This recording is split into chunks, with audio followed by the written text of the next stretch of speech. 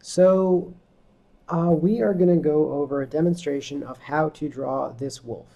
And this demo is probably one of the more in-depth ones because it covers a lot of different topics that we get into when we're drawing animals. And so it might be a bit longer, but it should be worth it. So let's get started. Just going to move him over to the side.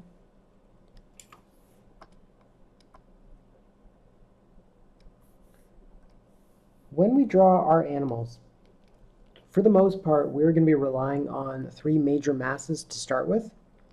And so it's basically just like, it's very similar at least to the insects where we had a head, a thorax, and an abdomen.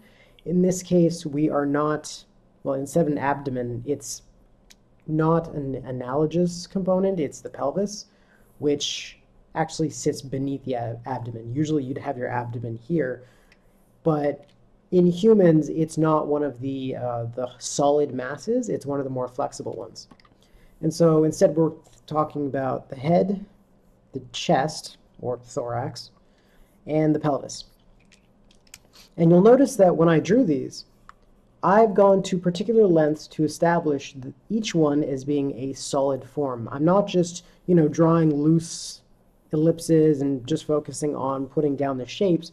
I want to make sure that I am confident in my own belief that these are solid forms, because when I go into build on top of them or modify them, I don't want to disregard the fact that they are forms. It's just all too easy to bring in a form or like this and then just start cutting into it, like without caring about how those things exist in 3D space. And so it can be very easy to lose the illusion of solidity. And that's the last thing you want to do. Construction is built on that concept. And so here I've drawn a contour curve, two contour ellipses. This one is the one that we would be able to see, like the side of the ellipse that we'd be able to see. And then this one would be on the other side of it. So we're also drawing through our forms a little bit as needed. And here, the contour ellipse that I've drawn on the torso is essentially where I'm going to want the neck to connect. So we'll get into that in a little bit, but I'm using these contour ellipses not just to reinforce the form, but to plan out how they are eventually going to connect with one another. So I've got my major masses laid out, and they feel solid to me. That's the main thing. Whether or not they feel solid to other people is relevant, but not nearly as important as whether or not you buy into the illusion that you're creating. You need to feel that these are solid forms that exist in this world that you're working in. So the next stage, I've done two important things. One is I've drawn the neck, which is essentially just encompassing the entirety of this cranial head mass. It's not the whole head, it is just the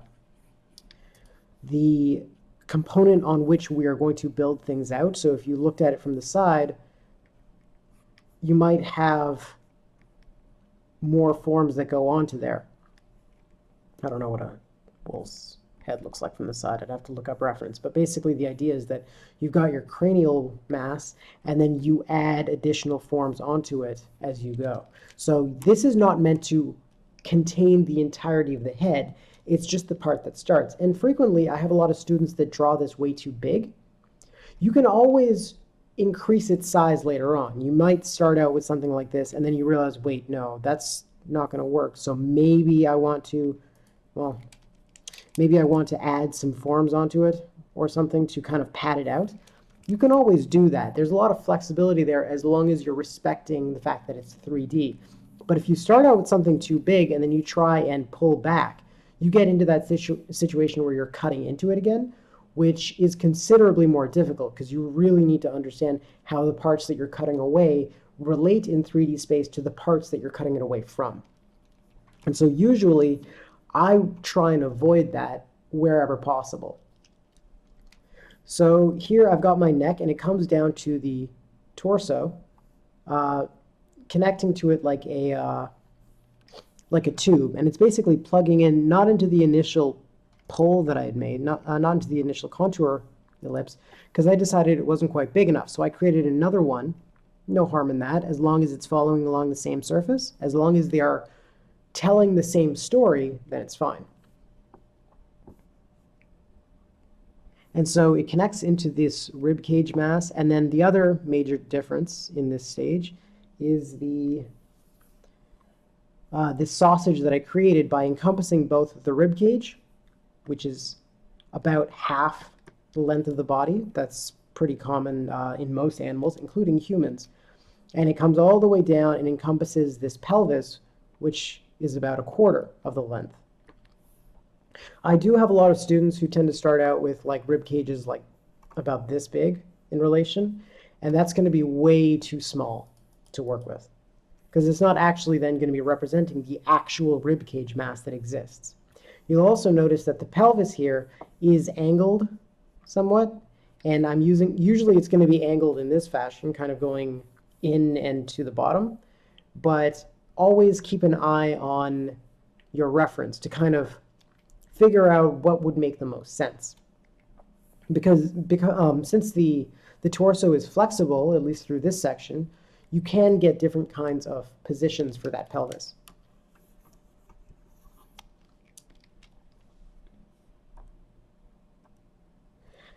Next, we're constructing the legs, and we're using the same kind of principle that we applied when doing so for the insects. We're constructing sausages. First, I've fleshed out where exactly in the body, just like for the neck, this arm or this shoulder is going to connect to the body. So I've created a, if we hide this for a second, I've actually drawn the footprint that it's going to leave on the body. So it'll connect out of this area. And from there, I connect a sausage form to it coming down this way. And again, sausages are really good because they allow you to maintain solidity and also a gestural rhythm. You can see how this kind of comes out and then it curves slightly, and you have this kind of rhythmic just going down. And that helps you maintain that sense of gesture, the idea that this wolf is a living being that moves fluidly and not like a robot. And lastly, these sausages are overlapping.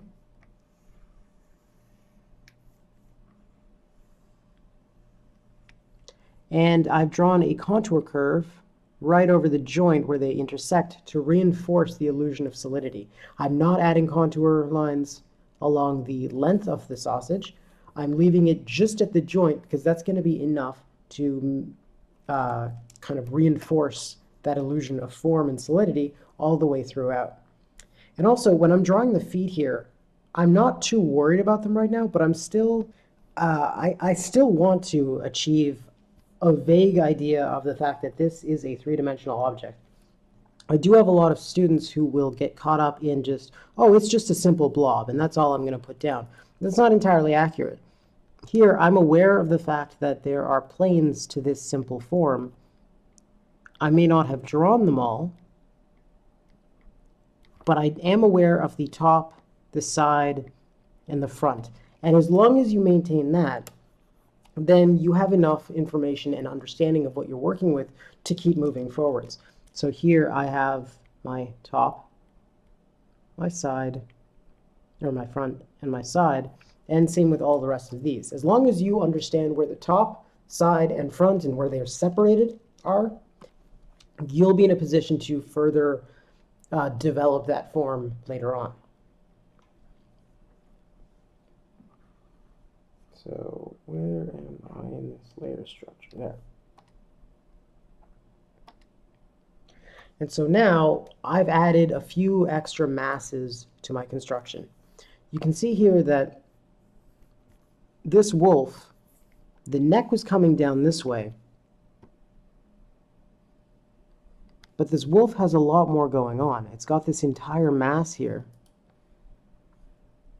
which is not necessarily part of the core structure. It could be muscle, it could be fur, it could be a combination of these. And we still want to build that out in a way that feels three-dimensional, but we don't want to incorporate that complexity into our initial construction. So instead, we start out with just the basics that we understand, and this applies to most animals. You have your rib cage, your pelvis, your cranium, your neck, your torso, and then you're kind of building out as you go, and then you can add these more specific masses that you see. And whether it's muscle or fur doesn't really matter, because the fur is still thick. It still has presence to it. And so what I want to make sure is that when I am actually adding these masses, that I'm aware of how it wraps around the form. I'm not just, if I hide it for a second, I'm not just adding it like a flat shape, because we are never dealing with flat shapes. We are dealing with masses that are interacting with each other. If you think back to Lesson 2's organic intersections exercise, we basically take these water balloon-like forms and we're dropping them on top of each other to see how they slump and sag where their weight is not supported. And that's the same idea here. We're constructing with an understanding of how these forms are interacting with each other. And even if it doesn't necessarily come through in the lines that you end up drawing for your form, because unless you're loading it up with a lot of contour lines, you're not necessarily describing that relationship, and you don't necessarily have to, as long as you understand it.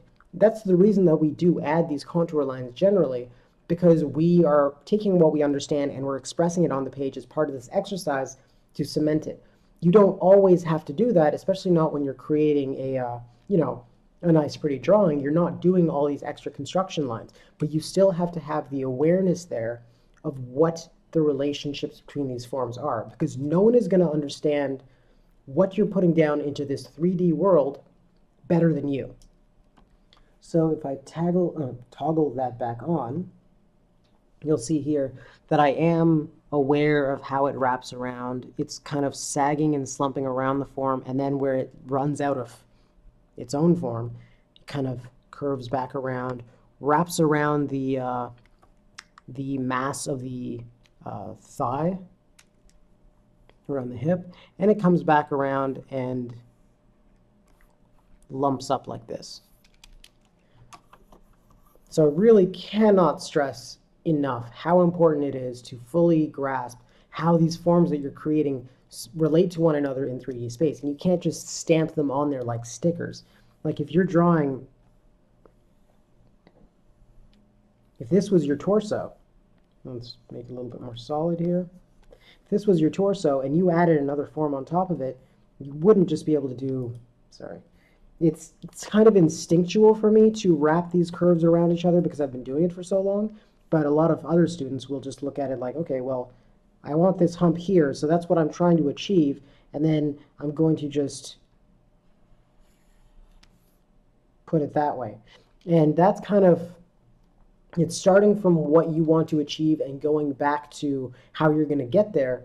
I think that it's a lot more effective to think about, if I wanted that mass, I'd be dropping in another mass on top of it in this particular location, but I'm not necessarily going to determine just how that mass is going to sit. Like where I decided that I wanted a mass that had this curve initially, I wouldn't establish that. I'd drop in a mass and then I'd see how it turned out. So I think that, okay, well, this mass is going to be curving around the body here. It's going to wrap around like this.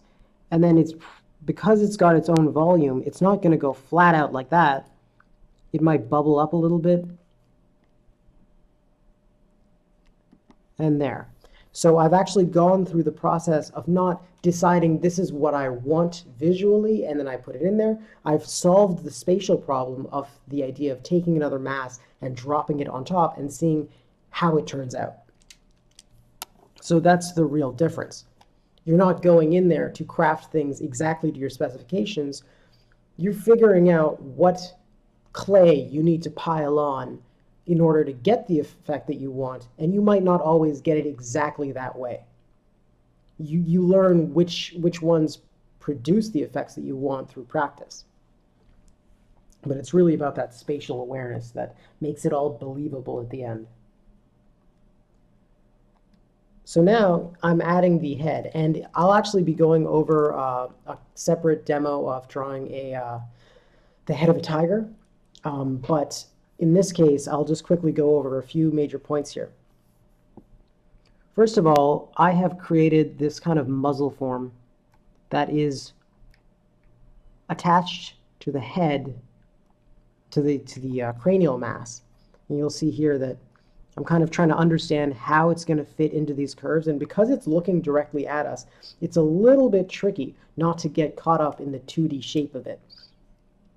You know, if I was thinking about where this boxy shape ends,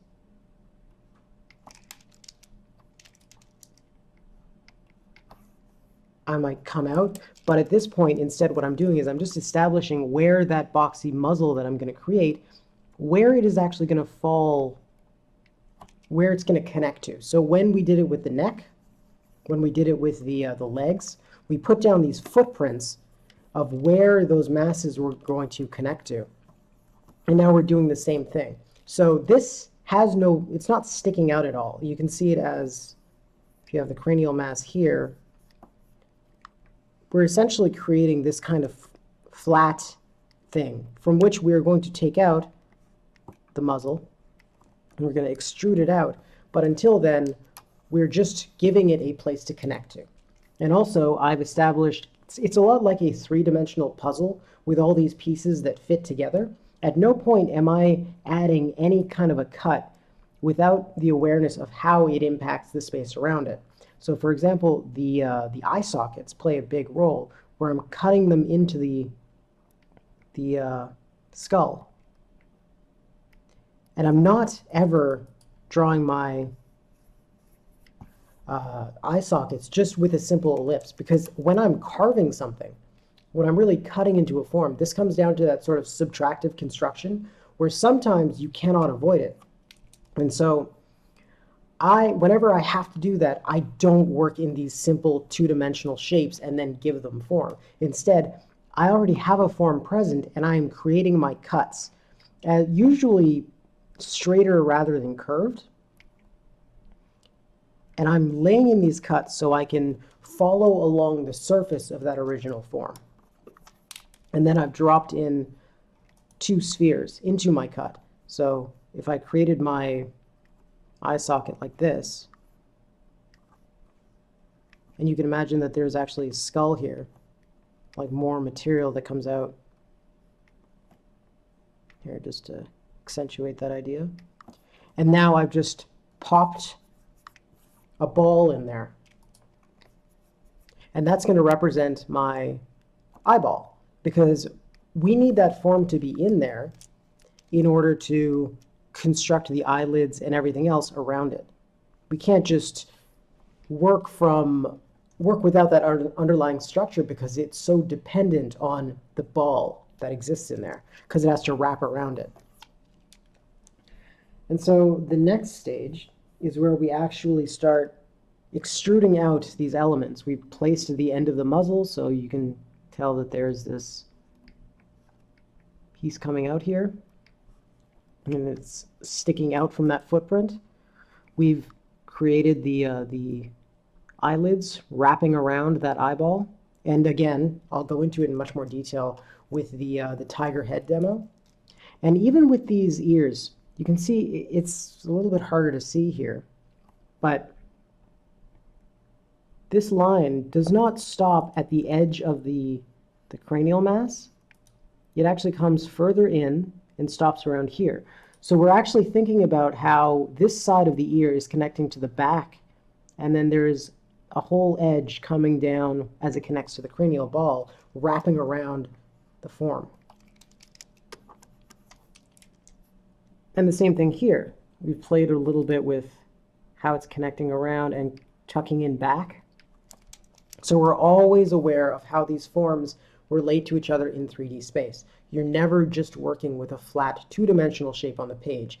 And so by this point, given that it's lesson 5, you should be breaking away from that kind of idea that you're just drawing lines on a page. You have not been doing that for a very long time.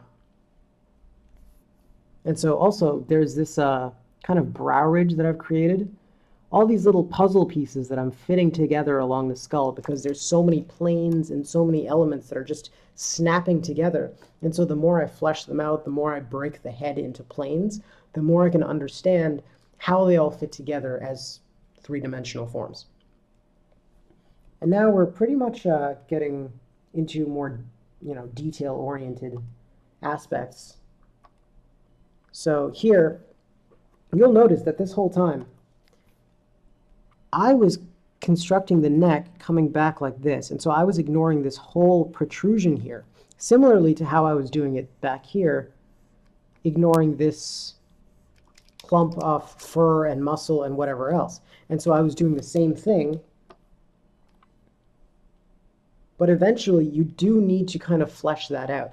And so because I understand it, I understand how all these forms fit together, I can draw what appears to be shapes with the understanding of how they exist in relation to the rest of the construction. And so I've added some kind of pudge to the face, for lack of a better word, kind of to extend that fur. Previously to this, I was really only focused on just how the muzzle was coming out of the face and how it split out into all these planes. But now we can think about, well, is this fur? Is it muscle? I don't really care. It's a mass. And so I'm going to add that mass as needed, but after the basis has been constructed. I'm not jumping to complete all of this at the same time. It's a problem that I've broken down into many different parts.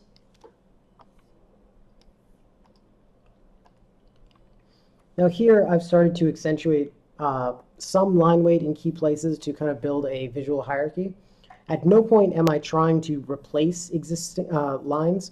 Like, this is not a rough sketch. This is the drawing, and I'm just emphasizing certain lines over other ones. It's a little bit clearer once I've taken out the red, where I've decided that I want this line. I should move that layer on top. I want this line here to be dominant over this one. And so I'm establishing that overlap by kind of having a continuous, stronger weight coming down here, and the more slender weight here. If I was instead to have something that actually turned like this, that would start building a different kind of illusion that I'm not after here. So I want to clarify, when two objects are overlapping, how does that overlap work in space? And so same thing here. If I were to start building the illusion that this is a single edge that starts here and continues along here, that's going to start confusing people. So instead, we want to establish that the leg is coming down like this. And whenever you add line weight, I mean, we've been over this in previous lessons, talking about the form intersections for lesson 2. You never want to try and replace the line for an entire form, or add line weight to the entirety of that form's outline. You only add them to certain local sections with the same kind of confident ghosted line that you would apply when having drawn that line in the first place.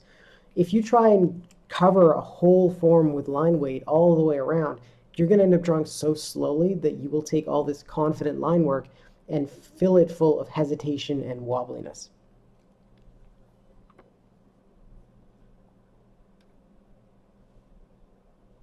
And so the last part is where we just get into a little bit of extra detail. And I'll just take out the red.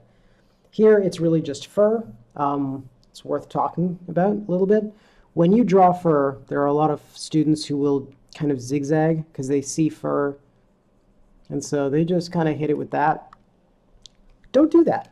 To put it simply, that's breaking one of the this primary rules of mark making that I outlined in lesson 1, where when you have a line with one trajectory, you never continue on with that same stroke but with a different trajectory. Meaning you don't zigzag your lines. That's not undoing. That's a problem. So what I mean is you don't zigzag like this back and forth with a lot of sharp corners. Instead, you draw one line and then another and then another and then another. And this way you can design those tufts of fur, in this case, very specifically. As you can see, while at first glance it may seem like a repetition of the same kind of rhythm, it's not. They are very specific choices of I'm creating a little tuft here, and then I'm going back to smooth line, and then I'll, maybe do another tuft. This way you control just how much how much density of detail you're actually applying. Since this is all on the silhouette, you really don't need to get that dense in order to convey a certain visual impact. And if you get really dense, you're going to start building unintentional focal points. And so one of your main responsibilities is controlling where the viewer's eye goes. And so right now, I kind of want to keep their attention here and maybe, a little bit here. And so they'll look here first and then they'll come down here, but I don't necessarily want them. Here's a good example of a place gone wrong. I've added too much scratchiness here. I didn't kind of, draw my shadows to be nice and clean and well crafted. And so because there's more contrast in this area, the viewer's eye might go here, but I never meant that to happen. And so by controlling the density of your detail and the kinds of marks you're putting down, you can keep yourself from mismanaging your audience. And of course, if you zigzag, another thing that's worth mentioning, when you zigzag back and forth, it becomes very repetitive, and it always tends to kind of devolve into this loose, scribbly mess. Neither of those is something that you want. You don't want repetition, and you don't want to lose control of the marks that you're making. So always design that any kind of detail that you're making, don't rely on repetitive behavior or going on autopilot or any kind of, general chaos or randomness, because that's not going to give you the rich, designed kind of effect that you want, that you need. And that's basically the end of this demo. So I will include a text version of this that is with like step-by-step diagrams of what I'm doing and descriptions of what's going on, in case it's a little bit harder to follow along with this video. So the link to that will be in the description below, so be sure to check it out.